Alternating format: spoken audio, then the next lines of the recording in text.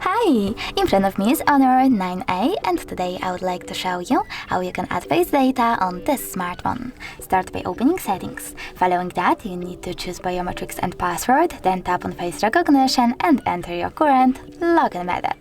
When you're ready, read the disclaimer, click on Enable Rise to Wake to enable or disable this feature, and when you're ready, just get started. Remember to keep your face in frame and follow all of those instructions.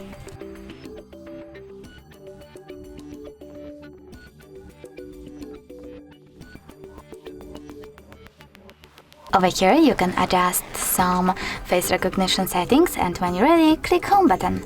Now, when I turn off my screen, then turn it back on,